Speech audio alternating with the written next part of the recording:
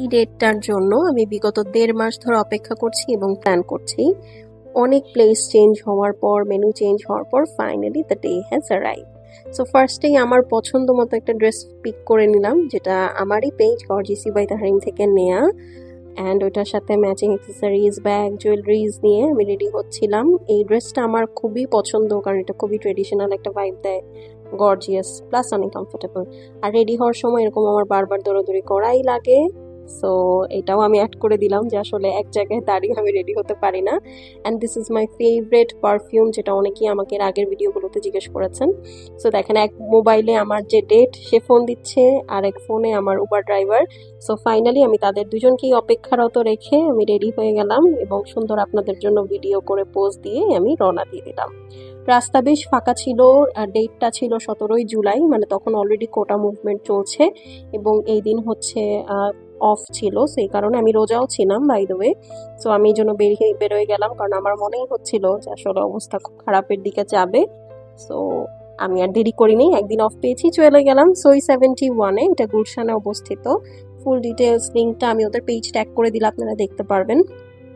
I must say full রেস্টুরেন্টটা is very aesthetic, very very very well decored এবং it's a piece of art. মানে আপনি জায়গায় জায়গায় এটার আর্টিস্ট্রি দেখতে পারবেন। মানে স্পেশালি দেয়ালের যে আর্টটা ছিল আমার এত পছন্দ হয়েছে বলার বাহিরে। এক একটা কর্নার এক একভাবে ডিজাইন করা। অ্যান্ড আমাদের রিজার্ভেশনটা ওদের ট্রি হাউসে ছিল। সো এইটা আরেকটা কর্নার, বাট যেহেতু অনেক গরম ছিল তাই আমরা আসলে আউটডোরে বসি নাই। সিঁড়িটা দেখেন, ইটস ভেরি বিউটিফুল। এরপরে হচ্ছে আমাদের স্যুপ চলে আসলো। স্যুপটা যে কি ডিলিশিয়াস, কি flavourful, oh my god. So টেবিলটা সেট করে just look at the stuffing of the soup. আর অন্থনটাও ভালো ছিল, but cherry on top of the soup is এই চিলি সসটা। মানে এটা মনে হয় ফুল স্যুপটার টেস্ট 1000 টাইমস বাড়িয়ে দিয়েছে। সো মানে আমরা দুইজনই এই স্যুপ আর অন্থনকে উই আর অলমোস্ট ফুল। বের হতে সন্ধ্যা হওয়ার পরপরই আমরা দেখলাম এখানে একটা ফুচকা কর্নার আছে, বাট আমরা ট্রাই করি নাই, কারণ আমার কাছে মনে হয়েছে যে ফুচকাটা আসলে, বাই দ্য ওয়ে এটা হচ্ছে প্রাইস লিস্ট, আপনারা যদি মনে করেন যে হ্যাঁ ফুচকা ট্রাই করবেন সোই 71-এ, ট্রাই করে দেখতে পারেন। প্লাস বাহিরে অনেক জায়গায় অনেক ডেজার্ট কর্নার ছিল, আইসক্রিম কর্নার ছিল। এটা হচ্ছে সেকেন্ড ফ্লোর, যেহেতু আউটডোর ছিল।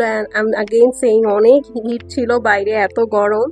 আমি এই জন্য আসলে আর বাইরে বসি নাই, বাট হ্যাঁ আমি পুরা রেস্টুরেন্টটা ঘুরে ঘুরে দেখেছি, অনেক সুন্দর। আমার সবচেয়ে বেশি পছন্দ হয়েছে চিতাবাঘটা, মানে এত সুন্দর করে আর্ট করা, ও মাই গড। আর এই জায়গাটা তো একদম ভাইরাল জায়গা, সকল ইনফ্লুয়েন্সার, তারপরে হচ্ছে কন্টেন্ট ক্রিয়েটরদের আপনারা কিন্তু এই সিঁড়িতে বসা বা দাঁড়ানো ভিডিও ছবি অলরেডি দেখেছেন।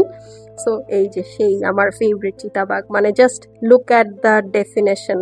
আর উপরের এই ডিজাইনটা আমার কাছে পুরাই মনে হচ্ছিল যে চাঁদ দেখা যাচ্ছে, বাট না, এটা আসলে খুবই সুন্দর একটা ডিজাইন। আর এই জায়গাটা is giving me a vibe of Devdas. হ্যাঁ, সো এটা শুধু যে অ্যাস্থেটিক তা না, এটা অটোমেটেড প্লাস অনেক কমফোর্টেবল। আমার হোল রেস্টুরেন্ট খুবই ভালো লেগেছে। এটার মধ্যে আপনার যেমন আপনি নেচারের একটা ভাইব পাবেন, প্লাস আপনি এখানে অ্যাস্থেটিক একটা লুক পাবেন। আর here is the aquarium, open অ্যাকুয়ারিয়ামও আছে এখানে। সো আপনারা যদি কেউ আউটডোরে বসেন, সো অ্যাকুয়ারিয়ামটার পাশে কিন্তু সিটিং অ্যারেঞ্জমেন্টস আছে। সো আমার আসলে এই রেস্টুরেন্টটাতে এসে একটাই আফসোস, কেন আমরা আর্লি মর্নিং আসলাম না, তাহলে অনেক ছবি তোলা যেত। By the way, this was the ডিনারে আসলে আমরা তেমন একটা টেস্ট করতে পারিনি, because we are already full by then. এরপরে আমরা একটা মিল্কশেক নিলাম, উইচ ওয়াজ অ্যাভারেজ। তারপরে খাওয়া দাওয়া করে রওনা দিয়ে দিলাম। So that was all for today. Thank you so much for watching. See you all in the next blog. By.